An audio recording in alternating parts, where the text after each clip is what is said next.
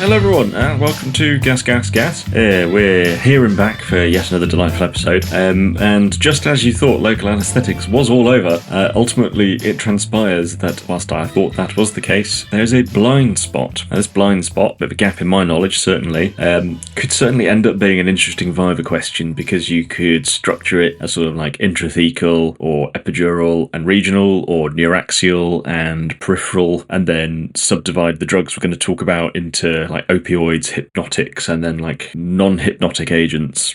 And what are we on about? We're on about drugs that you could add to a regional anaesthetic preparation to modify the nature of that block. Classically, these things prolong it, or specifically prolong sensory over motor, although interestingly, ketamine speeds up onset and then speeds up offset. So I think if we didn't have prilocaine, you might see that used a tad more. But the important thing to note is that local anaesthetic is a licensed drug for sticking in people's CSF spaces, as well as around their nerves, whereas all of these additives are off-label, i.e. there is no license to stick magnesium into someone's interscalene groove or any of these other drugs, which puts you in a little bit of a pickle, because if there is any whiff or hint of neurotoxicity in the conversation we're going to have in a minute, you might find yourself in a slightly more uncomfortable position than you might like, which I think is why this might not have taken on quite as much gusto over the last 15-20 years as it could have done. We're all inherently cautious individuals as anaesthetists, and we like to know exactly what is going on before we get involved generally. So before we get into the meat of things, why did folks start trying to add stuff to the local anaesthetic preparations they were using? Well, we know that block length is somewhat fixed, and therefore, we could just give more and more and more to that interscalene block, and then it would last longer and longer and longer. However, as we know, thinking a couple of episodes ago, there's only a certain amount of local anaesthetic you can stick in someone before you find yourself in a sticky situation with local anaesthetic systemic toxicity. And this naturally leads to people thinking, well, what can we do? And, the classic additive is adrenaline, isn't it? You stick it in with lidocaine, you cause some vasoconstriction, you get less clearance from that injection site of the agent that's active, and you end up with something that lasts longer. But sticking adrenaline into someone's CSF space, well, that might raise one or two eyebrows, and we're sort of somewhat hesitant about causing too much vasoconstriction of the vasonevorum. That's the very fine capillary network that supplies blood to a big chunking nerve. If you're adding agents that are somewhat irritant to that nerve, and then you've caused vasoconstriction of that nerve, you might end up in a situation where you have an increased odds of toxicity. Although, bearing in mind, these are all situations that haven't been tested in humans, because it's not cricket. It seems most of the papers I've read refer to animal models, chiefly rats, where they've exposed them to these agents and then done histology on the nerves and explored evidence of inflammation and nerve injury. But there's lots of things in the cupboard, and if we could come across an agent that worked synergistically alongside local anaesthetic to prolong the effects of the block, and really preferentially prolong sensory block and give the person movement back, that would be great. But the trouble is that, as I've mentioned, these drugs have side effects too, either when you end up with systemic uptake of that drug, or if it has direct local effects on tissues or nerve, i.e. if it's sort of cytotoxic in those concentrations we're reaching for, or neurotoxic in those concentrations. This takes us back in a bit of a circle to, well, how could we approach making local anaesthetics last longer? And there are attempts at modified release preparations. There's something called liposomal bupivacaine, which we'll go into a bit more detail later, that tries to create a bigger reservoir at injection site of local anaesthetic in order to prolong block. Another thing to just definitely keep in your mind if anyone's reaching for these agents, either yourself or whomever you are working with, is to ensure that you're using preservative-free preparations, because a lot of the preservatives used which are fine in an intravenous dose because they are rapidly diluted into plasma, but when co-located next to a nerve in the concentrations that you might be administering them, cause bad news. We don't want to end up like that anaesthetist with those two patients at Chesterfield Royal Hospital, whereby they've inadvertently introduced an unknown agent to someone's intrathecal space and caused disaster and end up with a nerve-injured patient. That would be bad. So the core concepts that someone's everyone's going to want to explore when considering an agent for this is the pharmacokinetic properties of that agent. So if it's very lipophilic, is it just going to zoom off and end up being quite thoroughly redistributed, or is it going to sit where you've injected it? What's the pharmacodynamic considerations? Is the patient going to end up with a side effect that they're very much intolerable of? This was found when they were trying to use ketamine next to peripheral nerves, is they just end up with side effects of ketamine and have a rough time. Naturally, is it toxic or neurotoxic, tissue toxic? Although, admittedly, sometimes we do reach for a toxic drug. Classically, we're thinking phenol or its friends when we're doing a chemical sympathectomy for pain in palliative care. So we do obliterate nerves sometimes, although, this is a niche topic, but just bear that in mind that there are reversible agents that block nerves and irreversible blocking of nerves. So, done a lot of talking about things to consider and why we're trying to do this and what we might gain from it, and, the perfect goal of achieving a nice long sensory block that isn't so dense that it's weird for the patient, but gives them motor function. That would be a beautiful ideal, but I'm sure we're never going to get there. What drugs can we stick next to nerves? And I'm going to break it down into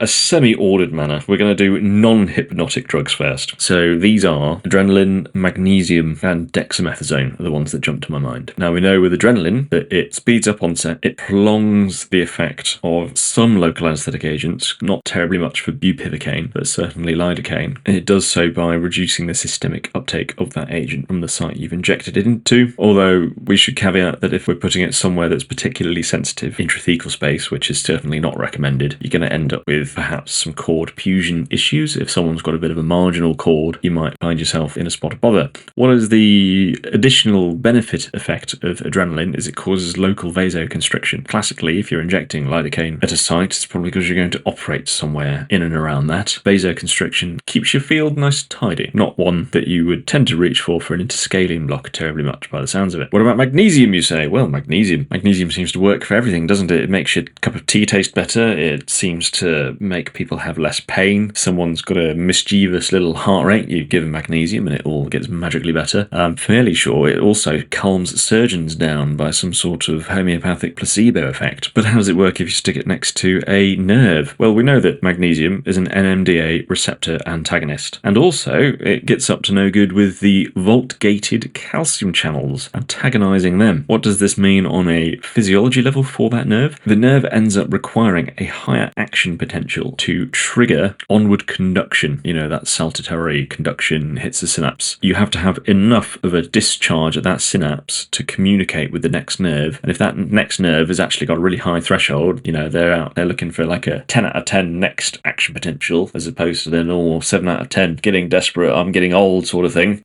then you're going to reduce conduction. Now, how does it work? Well, in studies with chiefly brachial plexus blocks, it seemed to prolong sensory blockade by sort of 1 3/4 hours and motor blockade by 1.5 hours. There is some concern with neurotoxicity in magnesium, and when administered adjacent to the spinal cord in rats, it ended up demonstrating some concerns. But again, there are other studies suggesting it has benefit in doses of between 25 and 100 milligrams in the epidural or intrathecal space. So, swings and roundabouts. Now, dexamethasone. Dexamethasone is a drug we are all certainly very familiar with. Classically, we are taught that it is an antiemetic, but we know steroids reduce swelling and have a multitude of systemic effects and systemic side effects at chronic doses. What does it do when we stick it next to a nerve? So, how does it work? Well, it might act on cellular membrane glucocorticoid receptors, and this might lead to an increased expression of potassium channels. And this means that you have impaired conduction because you're more electronegative in your neuron. The real question there is, does it instantaneously start prolonging block, or does it actually take a while to cook? And as your other agent is wearing off, that dexamethasone is starting to cause mischief and slowing down that nerve and making it really negative and therefore unwilling to do any work because it's like, oh, I'm so negative. Oh, I don't want to do anything. Who knows? Now, dexamethasone for analgesia in other settings. Well, so the European Association of Obstetric Anaesthetists came out a number of years ago saying we recommend that everyone for elective lower segment cesarean sections should get a dose of dexamethasone. This is because it's definitely better for pain. That original statement was based off quite a broad range of studies, some which were injecting dexamethasone straight into surgical wounds versus giving IV versus etc. etc. So it seemed like that suggestion was on wobbly ground. However, then there was a meta-analysis to really assess this data with some slightly greater focus and clarity, and their position remains that giving dexamethasone reduces pain postoperatively. So we know it probably does do something. When they looked at, I think someone's done a convenient systematic review of 29 randomized controlled trials of dexamethasone peripheral nerve adjacent, it seems to increase sensory blockade by 4 hours when you mix it with either lidocaine or prilocaine. And 8 hours, that's quite a long time, 8 hours, when mixed with bupivacaine or your levobupivacaine or your ropivacaine. And it does also prolong motor block by 2.5 and 4 hours respectively. So you think, God, that's great. So you're saying that my 8 to 16 hour interscalene block might actually last for, maybe 12 to 24 hours. That would be great. The ceiling effect of how much dexamethasone you can squirt next to that nerve alongside your local is 4 milligrams. Anything more than that doesn't seem to do very much. But I hope that you're sat there ironing your scrubs, or maybe taking a moment whilst queuing in traffic, you poor thing, to think, well, is it really a direct nerve effect, or is it just that we're observing a effect of dexamethasone when it's uptaken systemically? And that's a very sensible question to ask. And there's a BJA article in 2024 which has asked just that question with a systemic review plus meta-analysis that seems to lean towards just giving it intravenously. Which one am I going to choose? Well, I'm going to give it intravenously because it's licensed intravenously. You could jump up and down and say, oh yes, but they're going to have a higher blood sugar maybe, and what if they're diabetic? One-off shot dexamethasone, who cares? I think that even if you're type 2 diabetic, if you're having elective surgery, you should have reasonable diabetic control. So one-shot dexamethasone, probably not a negative thing. Naturally, follow your local policies and guidelines and whatever the general institutional feeling is. I'd say we should very briefly touch on sodium bicarb, although we've spoken about it at quite a lot of length before, but if we're in that Viva question and you're listing these things out, we all know that if you add a sensible amount of sodium bicarb to a mixture, you will shift the pH of that mixture, but also the tissue it is injected into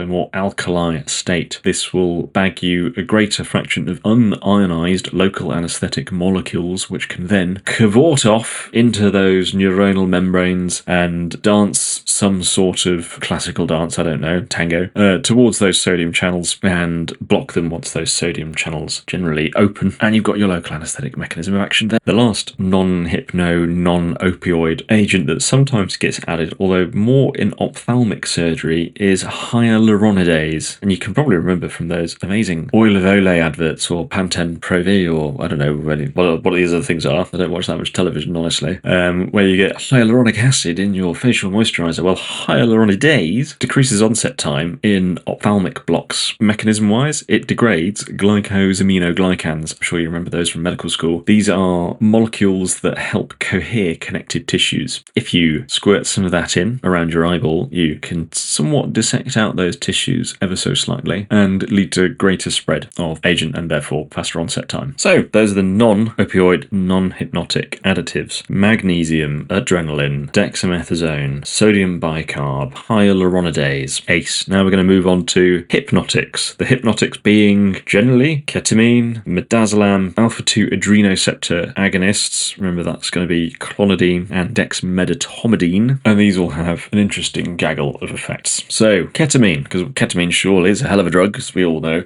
What does it do? It's an NMDA receptor antagonist, but it also has cholinergic and 5-HT serotonergic effects. What does it do when you inject it into someone's intrathecal space? Well, it speeds up the onset of effect of that agent. Great, you say. But it also speeds up offset. And if you were to ask me why, well, I couldn't tell you. One of the papers I read would argue that, this is really super handy in day case, because then it's going to wear off faster and you can achieve higher throughput. But arguably, we've got prilocaine and we've got 2-chloroprocaine, Ampres, which are licensed for use intrathecally. Prilocaine does get to work pretty hecking sharpish, so it seems like maybe ketamine's a fun thing you could stick in there, but it's not actually really going to add anything, and you'll be, again, flying off license. You're piloting that aircraft and you've realised you've not done your test. There are also some concerns regards neurotoxicity with ketamine. Again, this is in animal models where looking at nerves, it seems to cause a bit of upset. And if you're reaching for it for your interscalene block, most of the literature looks like it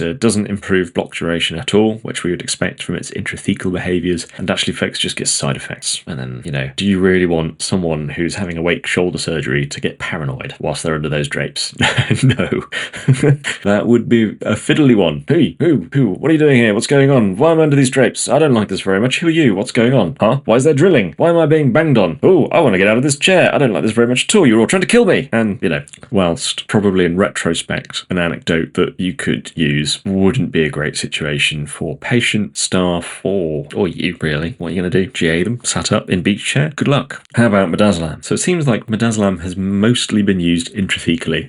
There are a couple of reasonably sizable studies that demonstrate its use with no reported side effects. The trouble is to identify side effects in these cohorts when we know that side effects of local anaesthetic neurotoxicity, for example, given that these procedures are so incredibly safe already, if you've got a drug which might be marginally not safe, you'd have to administer it quite a lot of times. And say you've done it 1,000 times, but there's a, 1 in 5,000 chance of permanent nerve injury. Are you going to catch it? Probably not. So it's hard to be sure. Midazolam, how does it work? So we know midazolam is GABAergic. It binds to the benzodiazepine site on a GABA receptor and modulates its action, classically more chloride into cell, creating a cell that's more electronegative and therefore less inclined to depolarize. Conveniently, there's a high density of these GABA receptors in the dorsal horn of the spinal cord, and we all know that the dorsal horn is where those sensory cell bodies exist. So if we modulated those, you're going to end up with diminished conduction of stuff that is being communicated of a sensory manner. Great! Doses about 50 mics per kilo intrathecally is what seems to be quoted. Again, it is not licensed, and it doesn't seem to do very much in peripheral nerve blockade. Should you be reaching for intrathecal midazolam? Well, is it going to soak upwards into their CNS and make them dozy drowsy? The studies say no, but it's not something we do, is it, folks? But we could talk about it in an exam, because the exam isn't real life, because we don't use pneumotachographs or pitot tubes half as much as we used to, and we certainly don't use pneumatically powered ventilating devices anymore, do we? But here we are learning about them. Although they are really cool mechanically. The Penlon 200 or whatever it is, amazing. And you could buy one for £1,200. Ooh, £790. Anyway, we don't need to buy antique ventilators off the internet, folks. We're talking about intrathecal and peri-neural adjuvants. So what about alpha-2 adrenoceptor agonists? So these are clonidine and dexmedetomidine. We know that they classically work on alpha-2 receptors, although if you look at a peripheral nerve, you will struggle to find many alpha-2 receptors. So therefore, they must be doing something else. Studies seem to have elucidated that they create a hypernegative neuron. When I say hypernegative, if you remember that graph of an action potential on a neuron, there's a bit of an electronegative overshoot. It drops down to minus 90 millivolts before settling down at its resting membrane potential of minus 70. It achieves getting this nerve stuck at minus 90 by modulating the effects of a cyclic nucleotide gated potassium channel. This means more potassium can escape that neuronal cytoplasm environment and end up being more negative, because remember, stuff that's inside the cell that can't get out, like proteins, are quite negative. So if you were to be reaching for one of these agents, what would you pick? So clonidine has been more readily available in the UK for quite a bit of time, whereas dexmedetomidine has really been only cheap enough to be around for maybe the past 5 or 6 years in places I've worked. Just so we have a bit of a lowdown comparison, we're interested in part by how specific these agents are to the alpha-2 receptor, because we don't really want to go around agonizing alpha-1 receptors, because you're going to end up with high blood pressure, which is a side effect you can see, at least initially, because remember, alpha-1 tends towards causing high blood pressure, whereas alpha-2 agonism lowers blood pressure. So how specific in ratio is one to the other? So clonidine has a ratio about 220 to 1 of that specificity to alpha-2 receptors, whereas dexmedetomidine 1620 to 1. So it very much prefers alpha-2 receptors to alpha-1 receptors, about 8 times as much. Do they work? Yes, they prolong sensory and motor blockade. Both do, but they do both cause systemic side effects when administered, and you will generally see bradycardia, hypotension, and or orthostatic hypotension, i.e. when you stand up you drop your blood pressure but you look fine in bed. And some people can get a bit sedated from it as well and wake up a bit dozy, depending on the dose you've used. So a clonidine augmented regional anaesthetic block gives you a sensory block of 1.25 hours more and a motor block of 2.5 hours. Whereas interesting with dexmedetomidine, you get a prolonged sensory block about 4 hours and a motor block about 3 hours. And I'm quoting all these like it does this by this and that by that. And I would certainly not take these with too much more than a pinch of salt, because you are relying on someone who's been very good at siting local anaesthetic next to that nerve. I highly doubt these studies are from one single person who has just done 1,000 interscaling blocks, for example, day in, day out for months and months and months, to avoid that inter-observer or inter-practitioner variability that you're going to see with actually the anatomy is a bit awkward here. So I'm going to say openly, don't go hard and fast on those numbers, but it generally sounds to me like out of these two, dexmedetomidine yields a longer block than clonidine does. There is naturally greater familiarity with clonidine. Both are used intrathecally, intravenously, epidurally, or regionally. The dose that has been found to generally do an alright job from a regional blockade perspective with clonidine is 150 micrograms. This is sort of the low end of what you might administer to someone IV for pain, and that IV pain dose is sort of up to 3 mics per kilo. So for your 70 kilo patient, you'd be looking at up to 210 micrograms. Although you're going to end up with a drowsy, dozy patient afterwards because it's a hypnotic. Dexmedetomidine dosing. So they've seemed to have identified that intrathecal doses of 5 to 10 mics work quite well, and 5 micrograms yields the lowest rate of systemic side effects. It's been dosed up to 1 mic per kilo epidurally and a mic per kilo peri-neurally. There's no explicit dose-response relationship that they've been able to identify with dexmedetomidine, but again, they tend to suggest 50 to 60 mics seems to do the job. Interestingly, when you look at these nerves under a microscope, they've found that it seems that dexmedetomidine inhibits peri-nerve inflammation because it inhibits something called nuclear factor KB or nuclear factor kappa, light chain enhancer of activated B cells, if you want to know the full term. And when comparing a nerve that's been exposed to lidocaine or bupivacaine or dexmedetomidine, seemingly the nerve is a bit happier with the dexmed than the other two. Again, is not licensed, so pinch of salt stuff, but out of everything we're going to talk about, I think dexamethasone is certainly something I'd be giving someone IV. And if you were to ask me to pin myself to the fence on an other drug that seems reasonable, maybe it is dexmedetomidine out of everything we've explored so far. And then regards opiates. Now, there's a whole episode talking about neuraxial opiate kinetics, which I would definitely say go have a listen to. The general gist of it is that there's 3 opiates that are used in the neuraxial environment, commonly in the UK. These are morphine, fentanyl, and diamorphine. All of them have slightly differing onset times, durations of effect, and this is based on their pharmacokinetic properties. Go have a listen to that episode. But the one that jumps out from a regional anaesthesia perspective is buprenorphine. So buprenorphine is a partial mu-opioid receptor and a kappa opioid receptor antagonist. It seems to also cause a concentration-dependent volt-gated sodium channel blockade. And remember, those volt-gated sodium channels are the ones that propagate our action potentials down nerves.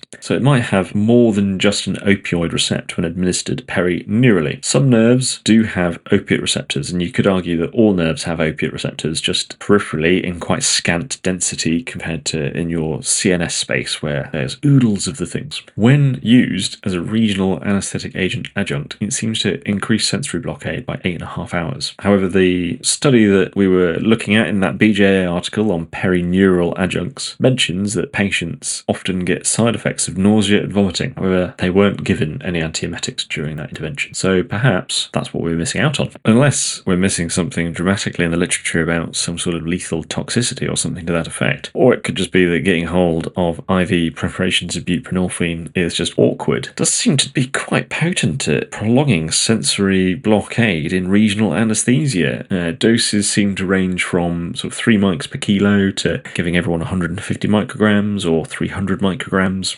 And one study, 2001, Candido, prolonged the effect of a mepivacaine tetracaine type mix from 5.3 hours to 17.4 hours. They did it again looking at axillary blocks where they were either administering buprenorphine peri-neurally or intramuscularly, both at the same dose, alongside their normal block technique. And the buprenorphine group on average 22 hours, whereas the IM injection group 12.5 hours. Again, this bore out when doing middle interscaling blocks as well. So it seems quite good. And that's really probably because it's not working as an opioid at that site, but it's working as its sodium channel blocking task. Crazy. So we've explored quite a few different drugs there and how they might behave intrathecally, if that's interesting, or peri-neurally in the peripheral nervous system, if that's interesting. We've pointed out that the use of these drugs is really much off license, and that adds a layer of just caution, I think, with most of this, and that we seem to be at risk of being obsessed with making a sensory block last for eons and eons and eons without actually perhaps wondering if it's quite weird to have a numb arm for a day. What's the actual sort of patient side of things? I think personally I would be keen to be pain-free and avoiding, brufen that gives me rip-roaring heartburn and opiates, which I'm sure have a smorgasbord of side effects. I think I'd accept quite a numb arm as long as you look after it well. The trouble being these are all off license, so if there was an agent that was on license, that would be very much reassuring. And here it comes liposomal bupivacaine, because surely a modified release version of a drug that we know is already licensed for use next to nerves is great. So